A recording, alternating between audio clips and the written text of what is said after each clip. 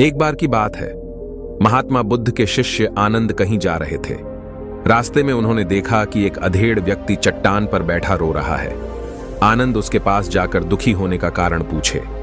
व्यक्ति अपने आंसू पोंछता हुआ बोला, मैं पास के गांव का रहने वाला एक बदनसीब व्यापारी हूं। मैं जो भी काम करता हूं वह बिगड़ जाता है। व्यापार के चक्कर में मैंने अपनी पत्नी के गहने गंवा दिए और अपने परिवार को भी खो दिया। यहां तक कि मेरा घर भी गिरवी पड़ा है। मुझे तो लगता है कि मेरी किस्मत ही खराब है।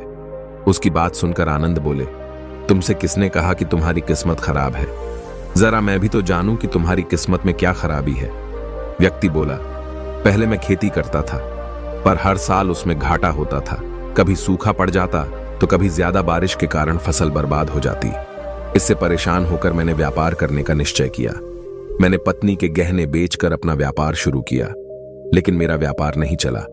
शुरू शुरू में परिवार वालों ने मेरा साथ दिया, लेकिन जैसे जैसे मुझे नुकसान होने लगा, मेरे परिवार वाले भी मुझसे दूर हो गए। अब वे लोग मुझे देखकर नजरें फेर लेते हैं और मुझे ही मेरे परिवार की दुर्दशा का जिम्मेदार ठहराते हैं। अब तो मुझे अपना जीवन ही व्यर्थ लगने लगा है। मेरे मन में ख्याल आता है कि अपना जीवन समाप्त कर लूं, और मैं यहां आज आत्महत्या करने ही आया था, लेकिन हिम्मत नहीं कर पाया। इसीलिए यहां एकांत में बैठ रो रहा था। एक मेरा मित्र है, हम दोनों ने एक साथ व्यापार शुरुआत किया था। वो आगे बढ़ गया और मैं पीछे रह गया। इस बात को लेकर वो हर समय मुझे नीचा दिखाने का प्रयत्न करता रहता है। मुझे समझ में ही नहीं आता है कि मैं क्या करूं। आनंद ने पूछा, तुम्हें किस बात का दुख होता है? अपने असफल होने का या फिर मित्र के सफल होने का? सवाल सुनकर व्यक्ति एक पल के लिए सोच में पड़ गया, फिर बोला, अगर सच कहूं तो मुझे अपने असफल होने का उतना दुख नहीं होता है जितना कि मित्र के सफल होने का होता है। आनंद ने प्रश्न किया, अगर तुम्हारा मित्र असफल हो जाता और तुम सफल हो जाते तो क्या तुम खुश होते? व्यक्ति ने कहा, हां, मुझे बहुत खुशी होगी। आनंद बोले, इसका मतलब है कि तुम्हारी खुशी तुम्हारे मित्र पर निर्भर है। अगर वह चाहे तो तुम्हें खुश कर सकता है, और अगर वह चाहे तो तुम्हें दुखी भी कर सकता है। तुम स्वयं से ना तो खुश हो सकते हो और ना ही दुखी हो सकते हो। आनंद के बात सुनकर व्यक्ति थोड़ा सोचने लगा और कहा, आपकी बातें सुनकर मुझे कुछ आशा बंध रही है। तभी आनंद ने कहा, जब हम किसी से आशा बांध लेते हैं तो उस पर निर्भर हो जाते हैं। ऐसे में हमारी खुशी और दुख भी उस पर निर्भर करने लगता है। इससे बेहतर है कि तुम अपने आप से आशा बांधो। जब तुम ऐसा करोगे और साथ ही पूरे जतन से काम करोगे तो तुम्हें सफलता अवश्य प्राप्त होगी। तुम्हें लगता है कि तुम्हारा मित्र तुम्हें दुखी करने आता है, पर अगर विचार करो तो वह बातें तो सच्ची ही कहता है। वह अपने संघर्ष और अनुभव की बातें बताता है। तुम उन बातों से बहुत कुछ सीख सकते हो।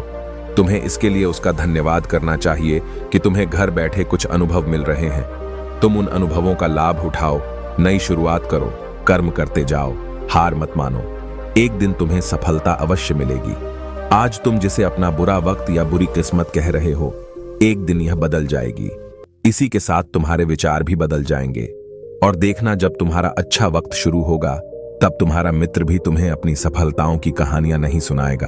तब वह अपनी असफलताओं की बातें बताएगा, ताकि तुम उसकी बातें सुनकर भ्रमित हो जाओ, तुम्हारा आत्मविश्वास हिल जाए और तुम गलत निर्णय ले सको। लेकिन उस समय भी तुम्हें अपनी बुद्धि का प्रयोग करना होगा। तुम्हारा मित्र जैसे आज तुम्हें दुखी करने आता है, उसी तरह उस समय भी वह तुम्हें दुखी करने आएगा। क्योंकि जिस तरह उसे दुखी देखकर तुम्हें मजा आता है, उसी तरह उसे भी तुम्हें दुखी देखने में उतना ही मजा आता है। व्यक्ति ने कहा, आपने सही कहा महात्मा, लेकिन मेरा सबसे बड़ा दुख यह है कि मेरे परिवार के लोग भी इसमें शामिल हैं। वास्तव में मैं तो अपने परिवार के लिए अच्छा करना चाहता था, लेकिन वे लोग भी मेरी बात नहीं समझते हैं। वे भी मुझे गलत कहते हैं और अब तो वे मेरे साथ भी नहीं हैं। आनंद ने व्यक्ति को समझाते हुए कहा, हम हमेशा चाहते हैं कि हम जब भी कुछ करें तो उसके लिए लोग हमारी प्रशंसा करें, लेकिन आमतौर से ऐसा नहीं होता है, इसलिए हम दुखी हो जाते हैं। हमें लगता है कि हमारे मित्र, परिवार वाले सब मतलबी हैं। लेकिन तुम अगर किसी को अपना परिवार मानते हो और उसके लिए कुछ करना भी चाहते हो, तो तुम्हें ऐसा क्यों लगता है कि तुम दूसरों के लिए कुछ कर रहे हो? वास्तव में तुम अपनी खुशी के लिए कर रहे हो। अगर ऐसा करते समय तुम्हें लगता है कि तुम दूसरों के लिए कर रहे हो तो तुम दुखी रहोगे, और अगर तुम्हें लगता है कि तुम अपने लिए कर रहे हो तो तुम खुश रहोगे। क्योंकि जब तुम अपने लिए कुछ अच्छा करते हो या करना चाहते हो, तब तुम्हें सांत्वना की जरूरत नहीं पड़ती है। आनंद की बातें सुनकर उस व्यक्ति के चेहरे के भाव बदल गया। वह बोला, आप सही कह रहे हैं, मैं समझ गया हूं। अब तक मेरी किस्मत इसलिए खराब था क्योंकि वह दूसरों के हाथ में था। अब मैं अपनी किस्मत को अपने हाथ में रखूंगा। मैं फिर से प्रयत्न करूंगा, पूरे मन से काम करूंगा और जब तक सफलता नहीं मिल जाती चैन से नहीं बैठूंगा। व्यक्ति की बात सुनकर आनंद मुस्कुराए और उसे एक छोटी सी डिबिया देते हुए कहा, इस डिबिया को हमेशा अपने पास रखना। इसमें एक ऐसा राज है जो तुम्हें बड़े से बड़े दुख से भी बाहर निकाल लेगा, लेकिन इसे तभी खोलना जब तुम्हारे जीवन में कोई रास्ता न सुझाई दे और तुम्हें लगे कि सब व्यर्थ है। यह दुनिया व्यर्थ है और यहां रहना भी व्यर्थ है। व्यक्ति ने आनंद को धन्यवाद दिया और डिबिया को लेकर चला गया। उसने नए उत्साह के साथ फिर से अपना व्यापार आरंभ किया। उसका व्यापार चल निकला। अपनी मेहनत और लगन के बल पर वह एक बड़ा व्यापारी बन गया। परिवार वाले भी उसके साथ आ गए और उसका जीवन हंसी खुशी बीतने लगा। लेकिन किस्मत और समय का खेल को आज तक ना कोई समझ पाया है और ना पाएगा। यह हमेशा एक जैसा नहीं रहता है, बदलता रहता है। उस व्यक्ति जीवन में भी बदलाव आया। एक दिन उसके राज्य पर पड़ोसी राजा ने कब्जा कर दिया। उन्होंने व्यापारी का सारा धन लूट लिया और उसके घर में भी आग लगा दी।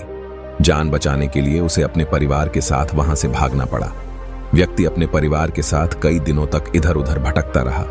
वह दाने दाने को मोहताज हो गया। उसका बच्चा बीमार हो गया। इलाज के अभाव में वह तड़पने लगा। यह देखकर उसका हृदय चीत्कार कर उठा। उसके पास तो खाने के लिए भी पैसे भी नहीं थे। ऐसे में उसे एक बार फिर निराशा ने घेर लिया। उसे लगने लगा कि उसका जीवन व्यर्थ है, सारी दुनिया व्यर्थ है। लेकिन तभी उसके दिमाग में आनंद की दी हुई डिबिया की याद आई। उसने उत्सुकता के साथ उसे खोला। डिबिया के भीतर एक पर्ची रखी हुई थी। पर्ची पर कुछ लिखा हुआ था। उसे पढ़कर उसकी आंखों के आगे छाया निराशा का अंधेरा छंट गया और वह मुस्कुरा पड़ा। पर्ची पर लिखा हुआ था, यह समय भी एक दिन बीत जाएगा। यह कहानी की शीर्षक बताती है कि समय और किस्मत का खेल को आज तक कोई नहीं समझ पाया है। यह हमेशा बदलता है। अतः इन स्थितियों में हमें निराश नहीं होना है, आत्मविश्वास बनाए रखना है, क्योंकि समय अवश्य बदलता है। आज बुरा है तो कल अच्छा भी अवश्य आएगा। धन्यवाद।